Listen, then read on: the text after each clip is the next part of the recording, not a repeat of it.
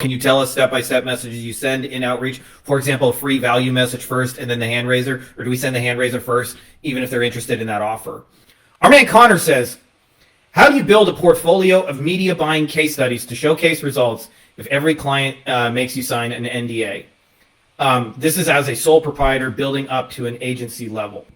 Our man Basil Hakim says, hey guys, has anybody solved the problem of slow-moving partners who already agreed to the deal? Or those juggling a lot of stuff and just too busy to actually take the next step? I have multiple potential deals that haven't come to fruition simply due to partners not taking the next step and the momentum growing cold. There's only so much follow-up in anybody home one can do. Of course, everybody's busy, but if you're bleeding money, you can't find 5 minutes to send over a list. Love to hear the suggestions from those who are more experienced.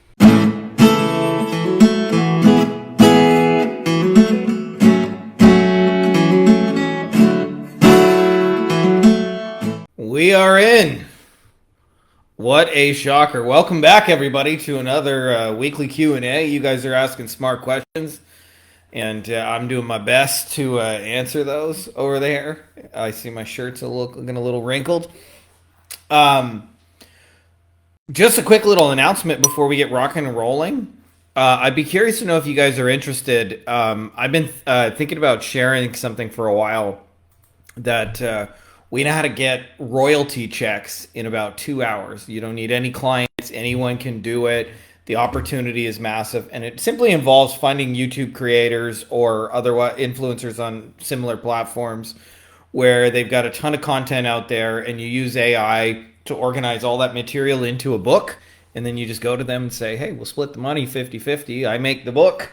You don't have to do anything. And you publish it on the old Amazon Kindle Direct Publishing, and in doing so, you get to collect royalty checks for quite a while.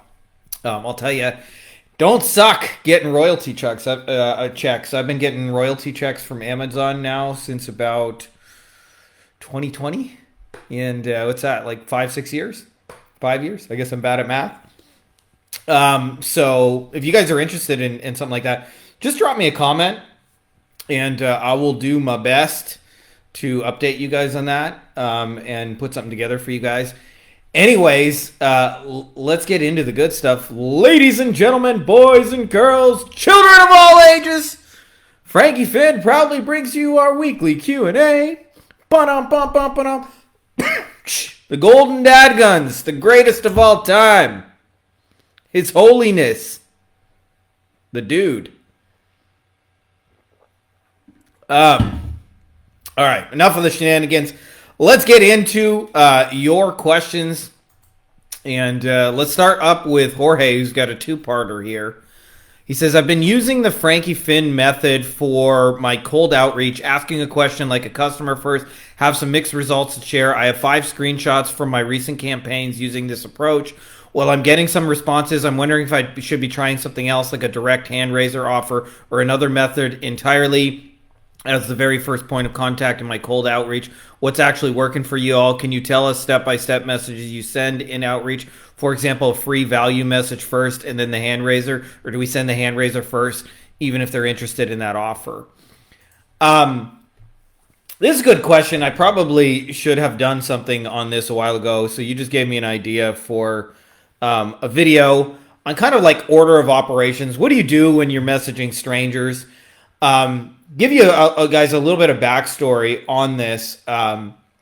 There's a script that people follow, and I mentioned this a couple of days ago to our mastermind folks. And it started, just so you guys, like, if you understand the history of it, you'll understand why you don't need to do this. So it started with, back in the day, there used to be fax advertising. And if you wanted to do cold outreach, you loaded up the fax machine and you blasted it. And the reason people did that is because you could write one fax and send it to like thousands and thousands of businesses. So you could set up your fax. So it would just like basically be cold pitching people on autopilot. And then one day the government made it illegal to fax people. And so what happened is the faxing, suddenly that market shifted to the like cold calling kind of thing. So almost overnight, like the cold calling industry went from like a tiny little thing to massive. And what happened is businesses started getting 100 phone calls a week that had previously gotten none. And so they were kind of like understandably skeptical with the attitude of like, who the fuck are you? And why are you calling me? Right? And so what happens is they started getting calls, and the first question out of their mouth would be, "Who is this? And what's this for?" And so they started an unconscious sort of script was developed, and it sounds like this. They would say, "Hi, my name is, I'm calling from company name, and the reason I'm calling today is because." And what happened is, as so many companies use that script, my name is, my company is, the reason I'm calling today is because blank. What happened is, before you even finish their sentence, they have their guards up, right? And so I learned this from a guy named Ari Gelper, and he suggested mirroring the language of the customer. And he said, customers don't do that. They don't say, "Hey, my name's Frankie. I'm calling from my house. And what time are you? And the reason I'm calling today is because, what time are you guys open till?" Like, customers just go, "Hey, what time are you guys open till?" No announcement, right? They don't say who they are, why they're calling. They don't give you their name. If you ask them, they may tell you, but they're like, "Do you guys still have the sale on the blue thing? That blue widget, you guys still got that?" That's how customers talk. And so he suggested mirroring the language of a customer. And so as far as how this translates to outreach, there is a tendency when you message a stranger to think that your first job is to tell them who you are, why you're there, and what you guys do. And I'm here to tell you that will only invoke skepticism in the market. So the basic flow of a conversation that we have followed for years is if you can really wrap your head around this, that ideas equal free and implementation is what you're actually charging money for, then what you're doing, instead of messaging people trying to sell them your service and trying to get everybody to jump on a call, what you're actually doing is giving them a valuable idea. So we call this a handraiser, which is a summary of an offer. Say, for example, I created an SEO solution. Well, the idea might be, "Hey, I noticed you guys are behind ABC plumbing, and I had some ideas for you on how to bridge that gap," right? The idea part of that is free. So when I have historically opened, and I don't really recommend cold outreach one-to-one as the be all end all that it's sold in our industry. In fact, I think it's the least efficient way to grow a business, although that's about to change, by the way, because we're working on an AI tool that will do this at scale, completely automated for almost any industry. But having said that, the start of message number one is really just two things. Personalization, had an idea for you, and the idea, of course, is directly related to the shit you sell. It ain't just like a random idea that fell out of the fucking sky, right? So the personalization, I'll tell you why this matters, because anytime somebody sees in their email, they can see a 1-sentence, 2-sentence preview of the message. And I'll tell you, for me personally, as a guy who gets pitched a lot, like a lot of businesses, if it looks just like some copy and paste automated shit you send to everyone, I hope you're doing well, I don't even open it. I don't even read it. But if I see in the preview line, "Hey, Frank, you just finished your book, Beyond the Agency Box," that Beyond the Agency Box that they personally mentioned my thing, I opened it. And by the way, this is the same reason that people go on social media. Why do people go on social media? Because you get an email that so-and-so is talking about you. There's a notification. There's a pop-up. They're saying shit about you, right? So it has the same kind of effect.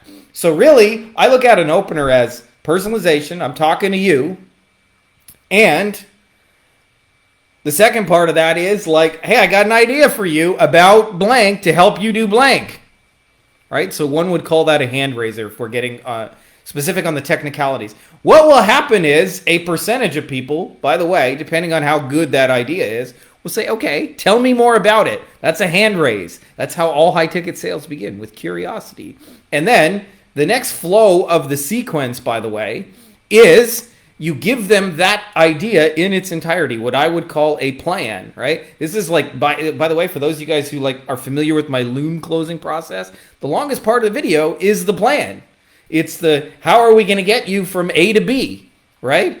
Like if you say, "Hey, I can get you above ABC plumbing," they want to know, how are you going to do that, right? And by the way, you don't have to get overly detailed or overly technical, just enough so they know it's believable, right? Just enough so they know it's believable. And then at the end of that, I would make an invitation and say, "If you just want me to do that for you, I can give you some information about pricing and details." And I would personally, there's different ways you can handle that sequence, but I don't like getting on the phone with anybody who doesn't know how much it is. So I would send them that info before I invited them to a call. And by the way, the people who do outreach the best tend to send valuable ideas to people over time continuously, not just as a one-off, not just as a, hey, we got a webinar we put together that'll show you how to do blank. We got a training that'll show you how to do blank. Hey, you're looking for more referrals. We got a way to get you referrals. You're looking to get leads that are calling you for this type of job or whatever. Like, we can help you.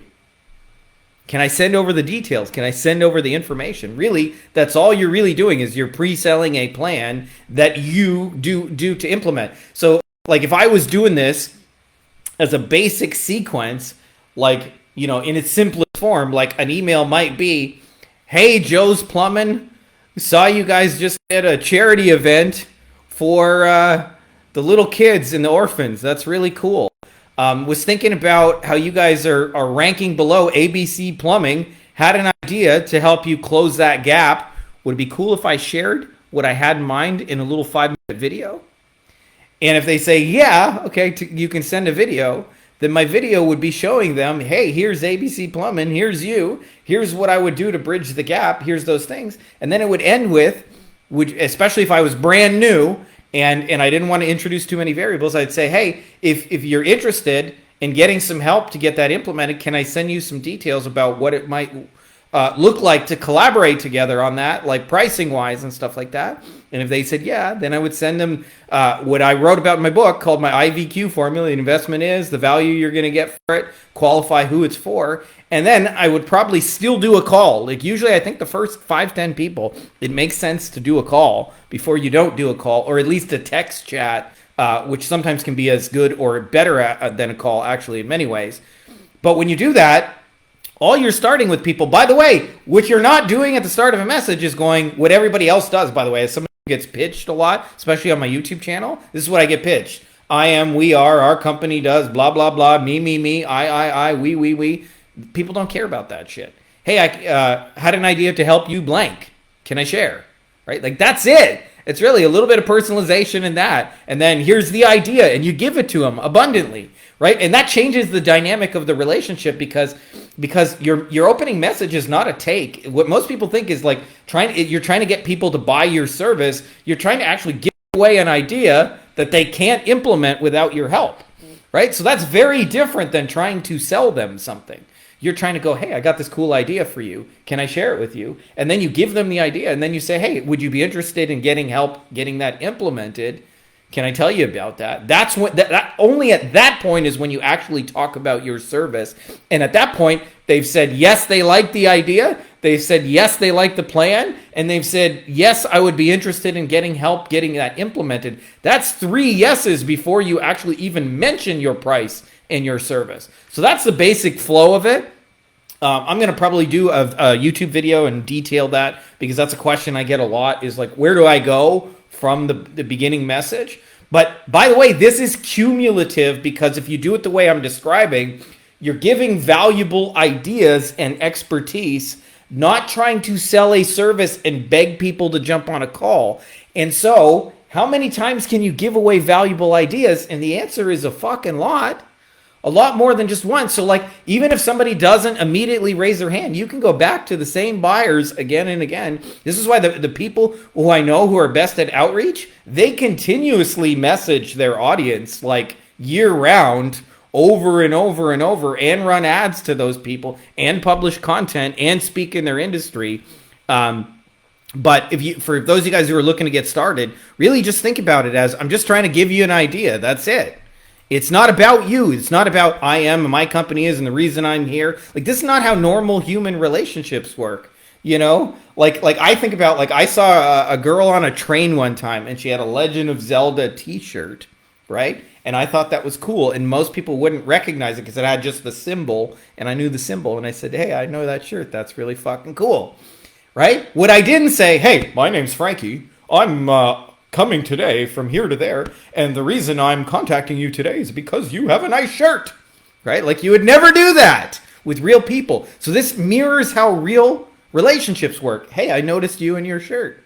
And then it might be like, where are you going? And then when you go, where are you going? Hey, I had a cool idea for you.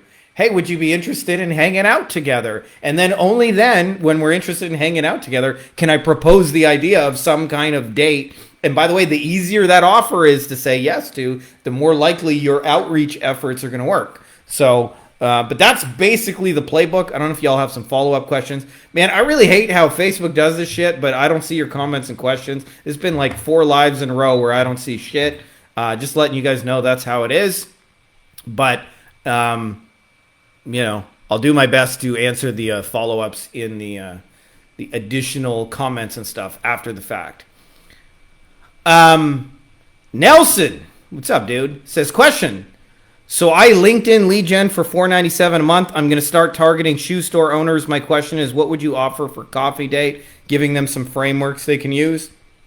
So think about this, okay? So I've mentioned this before, and I think the easiest way to wrap your head around an offer is not deliverables. It's not deliverables, man. Like, so many of you guys think an offer is your deliverables, and it ain't. And I understand the confusion because I didn't really understand this for many, many years. But think about a restaurant. What's their deliverable?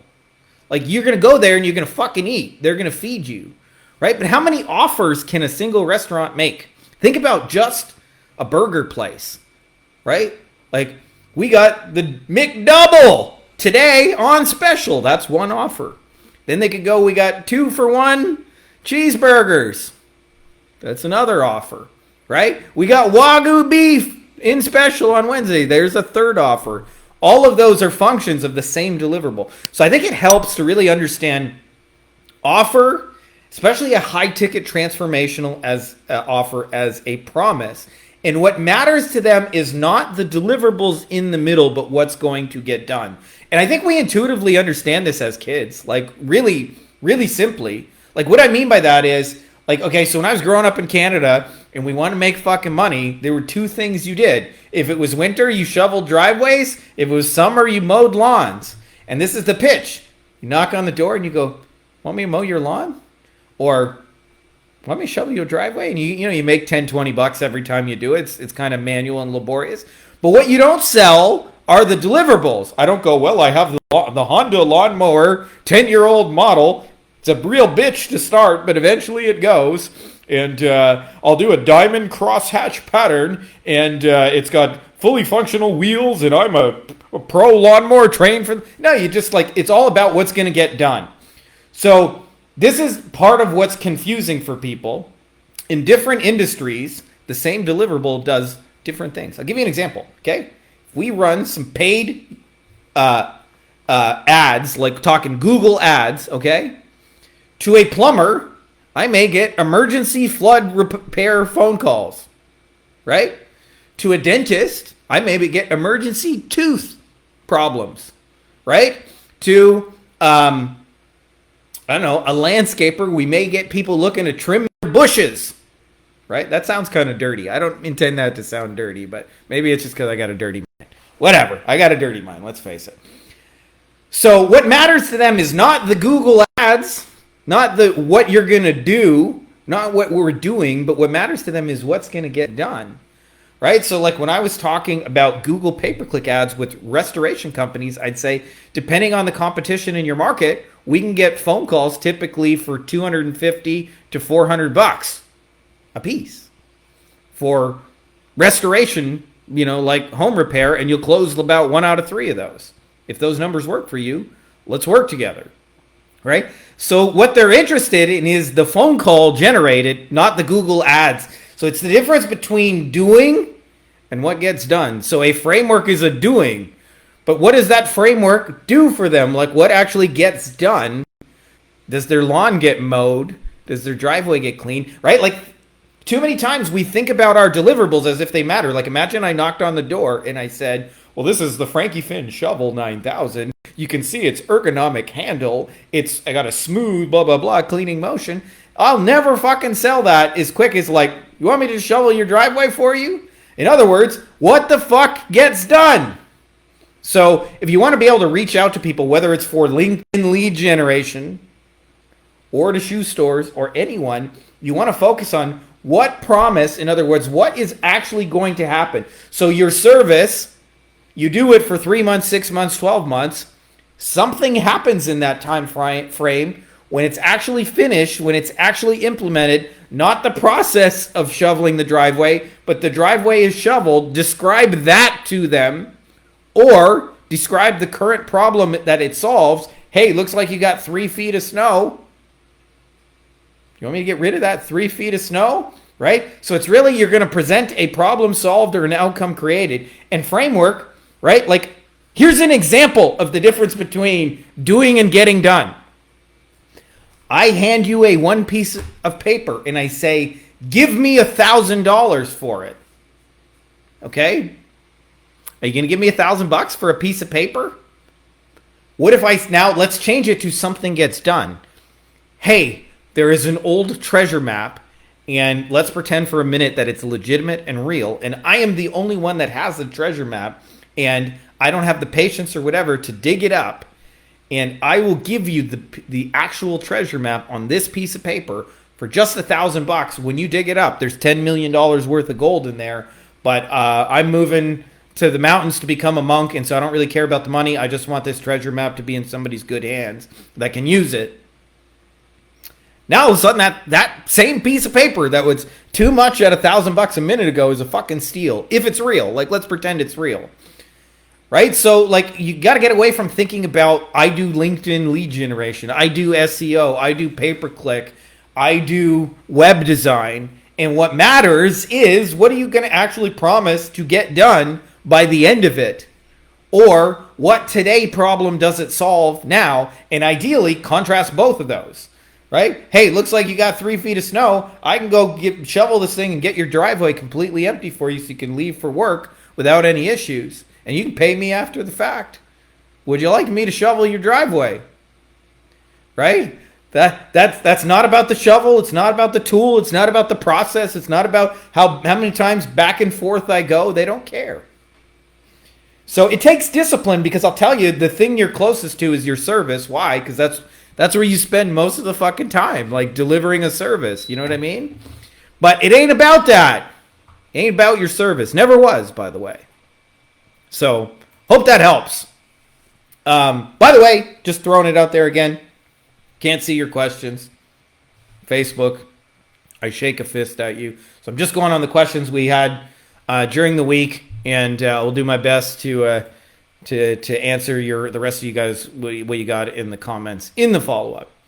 Our man Connor says, how do you build a portfolio of media buying case studies to showcase results if every client makes you sign an NDA?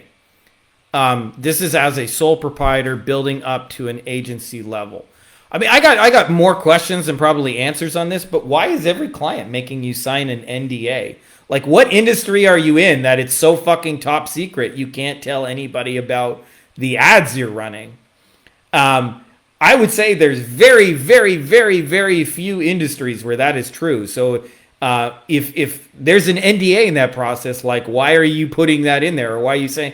that's the first thing I have. Secondly is, I'll tell you, this is something... I did a whole training series on this, but it comes up again and again. Is people think case studies are the be-all, end-all. Because when you don't have them and people ask you for references, it feels like the deal breaker. But I'll tell you, the biggest reason deals fall apart is it seems like a case study issue, but it's not. And I'll give you an example of this for me in the real world. So, 2015, 2016, I started my second agency. We're selling Facebook ads to attorneys. We're building that baby up. And as we're doing so, the first 40, 50 people say no to me, and they usually don't say like, no, fuck off, never talk to me again. They say, can you give me some references? Can you give me some case studies, in other words? And I didn't have them, and when you don't got them, it sucks. Then eventually, I was able to crack the sales part of it. We did get some clients and things like that. And then eventually we had some case studies, and eventually I built up a library of them, and we had a fucking 100 case studies. And this was very interesting to me, is I thought I now possessed the silver bullet, like, take that motherfucker, right? Of course, I got to use the shocker gun. So I thought I had the silver bullet. And then clients would say, do you have any case studies? Do you have any references? And I would give them lots. And you know what would happen? They still would not close. This surprised me because I thought like, hey, they're asking for case studies. You give them case studies. And I started to learn, and by the way, eventually you reach a stage past that where they ask you for case studies and you say, I got them, but I'm not giving them to you. And they say, why not? And you say, because it's been my experience that it just goes back and forth and you waste clients' time and you ask all these references. At the end of the day, you still don't move forward. So like, it sounds like there's a hesitation in you. Why don't we address the hesitation and decide whether or not this is a fit? And here's the biggest reason people hesitate, just so you know, is because it's not clear what is going to get done after they say yes. Okay? I want you to think about that. So what that means from a practical point of view. So I want you to imagine this, okay? So this is a real thing. Like we're hiring contractors here in Mexico. Everybody says they know how to do it. Everybody says I'm good at the job. Everybody says that. So I'm looking for some sort of demonstration. And the example I use is, imagine I say to a guy, I say, hey, Jorge, can you build a deck for me? I want to have some backyard barbecues. And he says, sí, no problem, no problemo. It doesn't exactly inspire confidence in me because I've had bad experiences with contractors. So what I'm not looking for, and that's the point where if it's not clear to me, then I'm going to say, well, can I have some references? Can I have some case studies? So what I'm looking for is a demonstration that he has a plan and can execute it, and it's clear what is going to get done. So for example, I ask another guy, I say, hey, Juan, have you ever built a deck before? He says, absolutely, Frankie. Do you mind if I tell you just a little bit about what's involved? And I say, sure. And he says, I'm going to measure that thing out. I'm going to find out exactly how much lumber. Then I'm going to give a call to my guy. He's down at Home Depot. I'm going to price it out. We got to always buy 10% more because sometimes it can be a little bit off and we want to have extra, not too little. So and I'll get you a quote on the lumber. If you tell me that's all good, you can basically double that price in materials, and then you'll know exactly how much it'll cost. If you give me the thumbs up, we'll go through. It'll take us a day to build out all the frame and the pieces. Then what we have to do is we have to sand it and stain it. That takes a whole other day, and you won't be able to walk on that thing for an entire day. But once it dries out in the sun, you basically 2-3 days later, you'll have a brand new deck. You can have all the backyard barbecues you want. You know what doesn't matter to me in that scenario? How many fucking times he's built a deck before, because it's very clear to me he knows how to build this deck.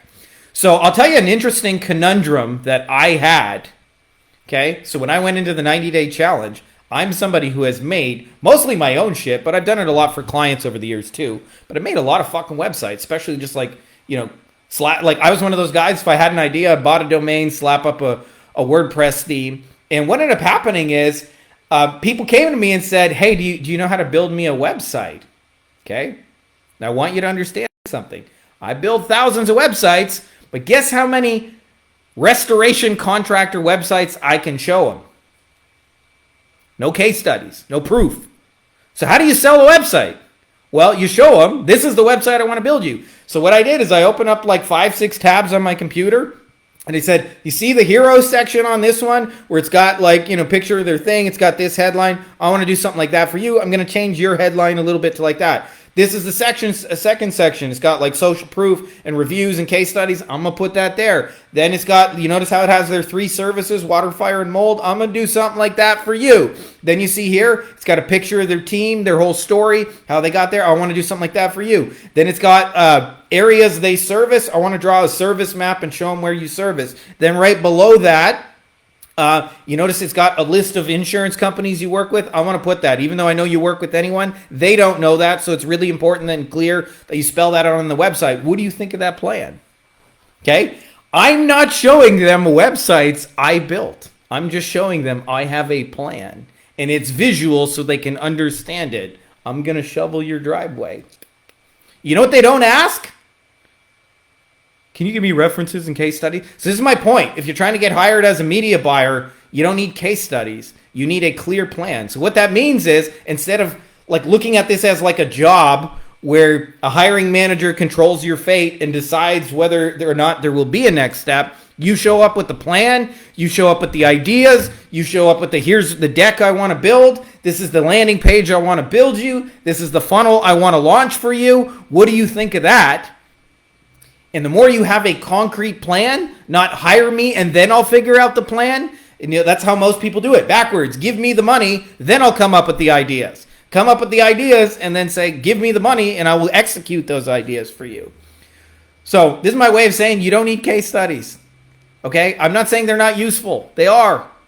But even if you don't got them, you don't fucking need them. You can sell websites without having a single website to show. It's the same way by the way, we can sell SEO the same way. Like, that's how we sold SEO. Again, I've done SEO 1,000 times, but I didn't have any examples I could show them. So I had to show them, here's what I'm going to do after you say yes. Here's the deck I'm going to build you. Right? It'll look like this. Can you see it? Like, I'm going to sand it here. And as long as they can see, you got a plan. And you have some level of confidence and certainty about your ability to at least build the deck that you claim to know how to build, you get a lot more yes. So case studies are useful. Use them when you got them. If you don't sit and lose sleep. By the way, even when you got them, people still say no. And the reason they say no is because the plan wasn't clear, right? Like, I experienced this where 100 fucking lawyers in a row asked me for case studies and references and can I talk to this lawyer and can I talk to that lawyer? Then I got that and they don't close. They still don't close because it wasn't clear what was going to get done. So change that. Clear plan. Yeah, just mentioning for the 12th time that Facebook is doing that thing. I don't see your comments, questions, but I'll come back to it after.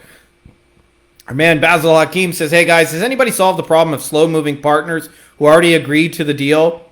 Or those juggling a lot of stuff and just too busy to actually take the next step? I have multiple potential deals that haven't come to fruition simply due to partners not taking the next step and the momentum growing cold. There's only so much follow-up in anybody home one can do. Of course, everybody's busy, but if you're bleeding money, you can't find 5 minutes to send over a list. Love to hear the suggestions from those who are more experienced. All right. Tell you, as somebody who does partnerships on both ends of the spectrum, meaning I have people who come to me, partner with me, and help me create resources, tools, assets, courses, trainings, shit like that. And then on the flip side of that, I do stuff for other partners, and we help them build things and tools and software and things like that. Okay?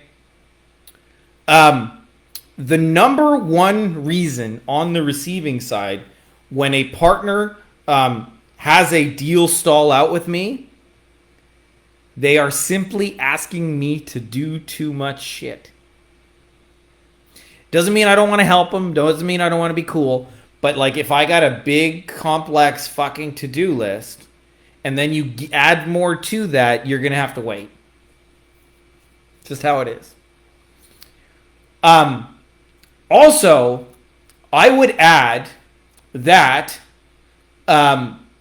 another big deal is I don't think most people have dealt with really busy, successful people and don't understand how much nudging along they need. So like, most people don't even understand when you're dealing with like an agency client, like how much follow-up is typically needed to actually like, close most sales and get them like bought in. If you want to do it consistently and not have it be like rocky momentum, like you need consistent automated follow-up in one form or another.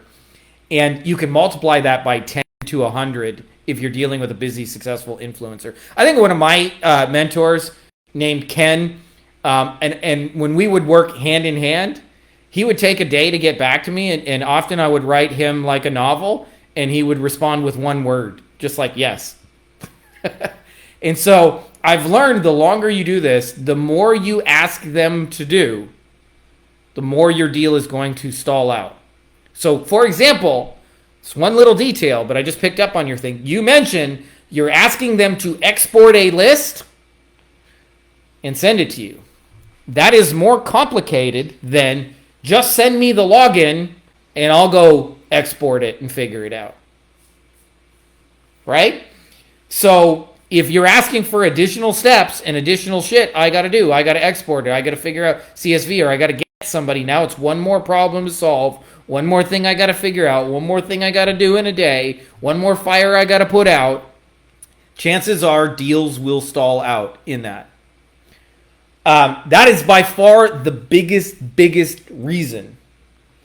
Another reason deals stall out, by the way, is because what partners fear the most when you work with partners, by the way, is most people who propose partnerships are proposing to people who are several incomes levels way past where they are, and therefore they think the most important thing in that partner's world is money. So I think of some of my partners, like one of my partners has been independently private jet wealthy for a long, long time and could have retired decades ago. He has a mission and a purpose, so he works like 12 to 15 hour days every day, and he loves it that way, and he gets bored if he's not doing it. Okay? But if I go to him and say, hey, we can make a bunch of money, we can make a bunch of money, money, like play the $1 Million Man's theme music, you know, the money, bam, bam, bam, right? Like that's how most people approach partnerships. And I'll tell you what matters most to a partner is reputation, is how am I going to look? Because if they recommend something or they promote something and it's no good, like they lose their credibility with their audience, with their people that they've often spent 10, 20 years building affinity with. And therefore, like, it's just not worth it to make a couple of quick bucks. So the key with that, just so you know, is to like enhance their reputation, make them look good. So like, don't lead with, I'm going to make you $1 million. Like, we're going to do something really cool for your audience and make you look like a hero in the process. So I think about the most successful partnerships that I have, like people who partner with me on the receiving end, and they don't ask me to do anything, and they make me look good. Like that's the easiest yes in the world. And there's very minimal input. Like I think of Sam Whalen, he said, I want to launch a newsletter, and I want to help promote your mastermind as an affiliate. I have some ideas on how to do it, and I'll set everything up. Would it be cool to do something like that with you? And I said, of course, Sam. And I said, what do you need from me? And he said, just the thumbs up, and I'll go and put everything together. That's a fucking no-brainer. I'll set up the newsletter. I'll set up the tech. I'll take all your best stuff. I'll reorganize it. I'll set it up. I'll create the promo materials. You just sit tight there and look pretty. Like, all right. You're going to sell my stuff? Really? That's cool. Using my materials? Go for it, dude. So yeah, so the other thing too is most people don't know how to do follow-up without being annoying. And the way to do follow-up without being annoying, so you mentioned like anybody home? That's obnoxious, annoying follow-up. Did you see my last message? The way you push things forward, and this is true whether you're working with partners or you're following up with clients or you're following up with employees, is begin talking about next steps in an excited way. In other words, go deeper on the plan, as I say. So, for example, let's say I send an SEO analysis to a dentist, and he's all like, we talk, and he's like, I'm excited for this. And then, as often happens, he goes cold. Nobody home anymore. And the biggest reason, by the way, these things stall out is because people are busy and hate making decisions, not because he had a change of heart or whatever, or he found it cheaper. Like the biggest enemy you're fighting is no decision, not another company. Just, you know, more often than not, when they don't move forward, they choose no decision, not someone else. I'm not saying you never deal with them choosing someone else, but more often than not, no decision is a much bigger thing. And so the way I would do that is I was talking with a dentist, I would go deeper on the plan. So I could say like, hey, I was checking out some of the keywords that are in Lakeland, and I noticed like it's kind of wide open for implants. I think we should focus on implants because those are really high value patients. Anyways, I pulled up these 10, 20 keywords, really excited to work together, talk soon. If he doesn't respond to that, I could say, hey, I was checking out the website, and I forgot to mention, like, there's a couple like little SEO tweaks we got to make right off the gate. Like, you see this this title tag up here, the image over here, it's not optimized. I want to fix those things right away. And anyways, I know you're busy, but when you get a chance, can you just forward me the person who can get me in there so I can start making those updates right away? And I'll just keep doing this. I'll just keep, like, in many ways, we're contributing ideas, as I mentioned, right? Because they can't implement those ideas without me. So when you're following up with partners, like, don't be obnoxious. Hey, are you anybody home? Blah, blah, blah. come instead with, hey, you know what else I was thinking we could do, blah, blah, blah, blah, blah. And then what will happen, by the way, is the conversations will be more fun, more collaborative, and move forward more often.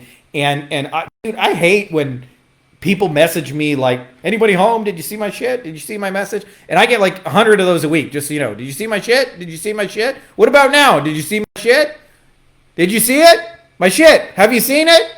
Instead, it's way more fun if you're like, hey, I was thinking about this cool thing, this other cool thing we could do, and we could also do that, we could do this, and so forth, and just keep pushing it forward that way.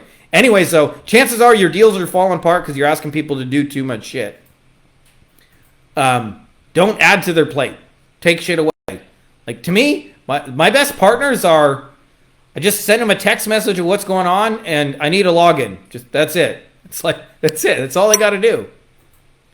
Anything else, you're going to have a hard time with it. This was from another group, but I wanted to answer this because, like, this encapsulates the philosophy that this motherfucker is all about. By the way, again, just throwing it out there. Don't see your comments, don't see your posts, but I still love you guys. Or it says, need advice to help solve this problem. Do you guys use form fills or calls for high-ticket local services? The issue is most of our clients don't pick up the phone right away. How do you resolve this if the phone call CTAs work that much better? All right. There are basically two kind of like holistic solutions for this, okay? Like two categories of solutions. And there's a lot of like different things within them you can do. So number one, your client sucks at picking up the phone. Welcome to fucking running an agency. Bane of agency existence since the beginning of time. I heard Dan Kennedy talking about it. I heard Jay Abraham talking about it. This is not a new problem. Been going on 100 years, just so you guys know. First people who helped people market their business were like, why don't you fucking answer the phone or call people back? Old as time. I got rays in my beard just from it. A couple of them over here. Yeah. So first category of solutions, and this is what everybody else recommends. So I want to lay it on the table, and that is you do something to bridge that gap. Okay? So that can be you hire like an appointment setter or like a person who answers the phone whose sole job is to help them book appointments. Okay? That's one type of solution. Here's another one, like missed call, text back, things like that with GHL. AI voice solutions. Have an AI answer their phone. AI can answer it 24/7. Okay? So there's a whole category of those things, but you have to do something to close that gap. Otherwise, they're just going to tell you all your leads suck, and they're all shit, and it's all your fault, and you know, it sucks, but it's how it is. Okay? That is one classification of solution. You help them bridge the gap. Now, I'm going to tell you about a second classification of solutions that I think is better, and I would call this the Wolfpack way. This is how we like to do it.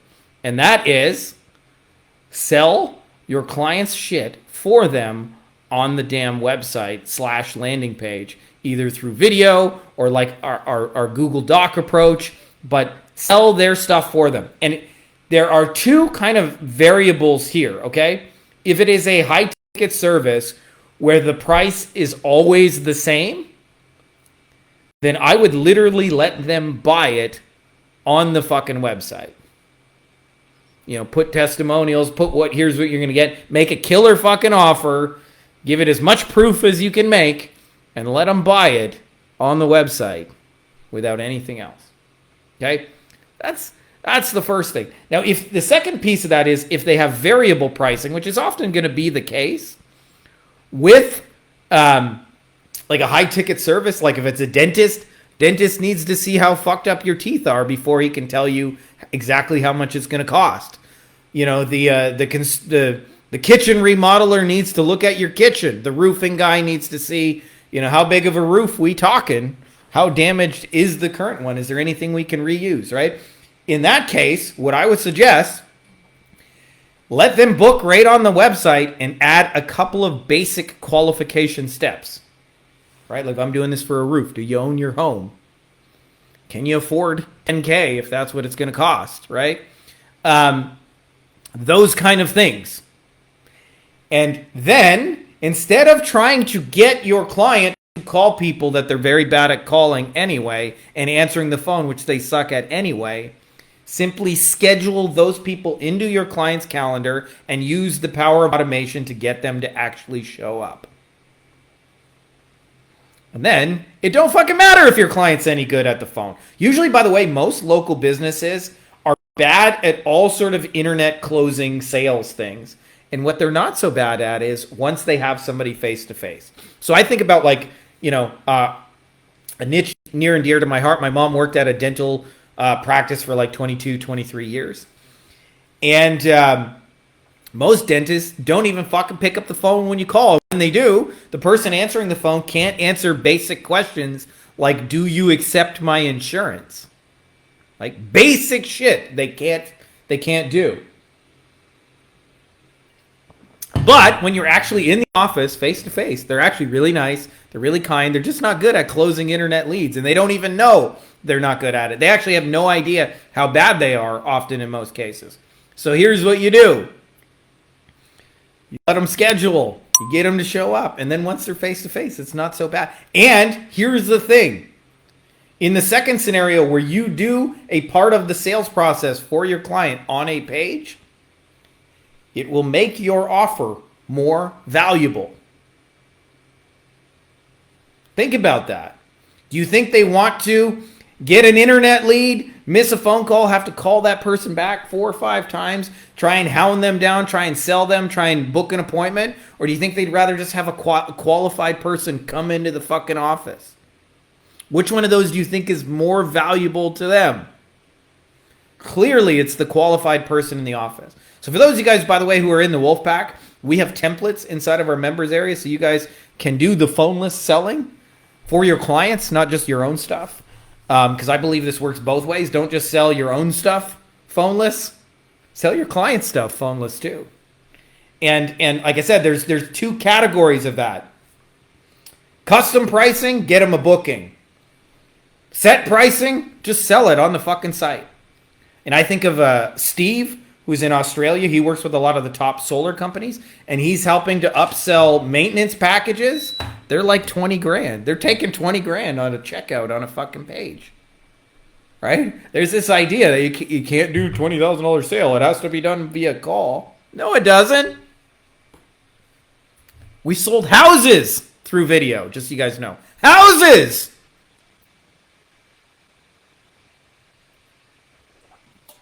So surely your client stuff can be sold phoneless. So that's it. You're going to have to do one or the other. You're going to have to figure out a way, I guess over here, you're going to have to figure out a way to close that gap.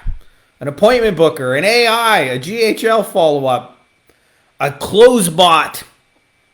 Text me and you'll talk to close bot, something like that. Or just sell their shit for them and don't even involve the client. I think of, by the way, just a case study of this. When Lano first joined our mastermind, she was trying to get yoga studio owners to get phone calls, and it was just driving her crazy because they don't answer the phone. They couldn't even sell like the free class. Come in for a free class. Oh, I'm on the road right now. I actually don't know my address. Can I call you back later? And then they don't call the person back later. And then when she switched to just booking on the site, like people just show up and they like that. And then she was like, maybe I could just sell the membership right on the site. Have an intro offer, just like a lot of gyms and exercise places. Come on in for our 8-week yoga boot camp. Turns out you can. And now she told me, in her words, I haven't heard in 3 years the leads are bad. Because nobody complains when they pay. And she's collecting the money and paying the client, not the other way around, by the way. That's an important, we would call that the pole position, the toll position maybe, actually. The toll booth. You're the one collecting the money and then paying the client, not the other way around. Then you don't worry about your invoice being late. I generate a paid sale, and then I give you your portion. So for those of you guys who are interested in that, I mentioned that we do that in the Wolfpack. You guys can check out more at beyondagencyprofits.com. There's a link for the Wolfpack, which is our agency mastermind. But I believe that's how the future is. Like, sell your client shit for them. Don't depend on them to be any good, because they're not. The other reason is you end up with a digital asset that can be replicated. right? Like, let's say you're working with a financial planner and you figure out how to book and qualify people. Yeah, it's probably a little more difficult than phone-based sales, but not exponentially difficult, like 10% more difficult to get it dialed in. And what ends up happening is the next time you get another financial planner, you use the same exact fucking landing page, right? Like, you might change their name and the guy's picture, but it's the same fucking landing page, and you can use it again and again and again and again. Reuse digital assets, which I think is the game. So, anyways, that's all I got for you guys. I mentioned Facebook's not showing me your comments and stuff live. It's just doing that lately. I don't know. Fuck you, Zuck. Fix your shit. It's probably just me breaking a button. But anyways, for those of you guys who missed the beginning, I wanted just to mention, thinking about putting something out there, and I wanted to see if you guys would be interested, especially those of you guys who are in the Deal Makers group, the Digital Deal Makers Facebook community, for helping you guys to get royalty checks within 2 hours. We figured out a simple strategy. You find an influencer who's got a shit ton of content that really just needs organized more than anything. They've already got the book. They just don't know it.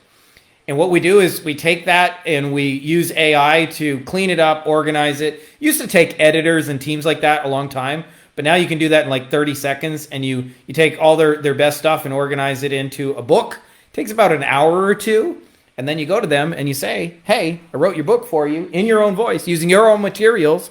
It's all done. Here you go. And all I ask is give you two ways. One is I can publish it on Amazon, and we can just be 50-50 partners, and I'll send you a royalty check.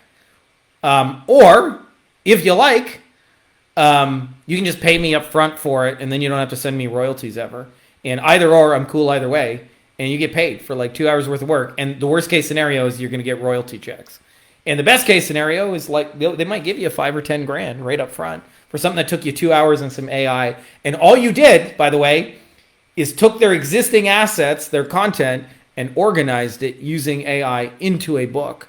And we have all the tools and swipe files to do that pretty quickly. It takes last time I did it took probably between an hour and 2 hours. And and by the way, I've been getting royalty checks from Amazon since 2010. They don't suck. Never sucks to get a check. You don't have to do shit. I watched too much wrestling back in the day, and the wrestlers used to tell me their favorite were the royalty checks. So they would get royalty checks for the T-shirts with their brand on it. They would get royalty checks for the video games that got sold that they were in, and the toys, and probably some other things too. But like those were the main ones. And they said like sometimes you're getting $1 million a year royalty check, and you ain't even fucking working for it. And and the top stars are still getting royalty checks 30 years later. So I'm not saying you'll get royalty checks for 30 years, but at the very least, you can get them for a few years, and that don't suck.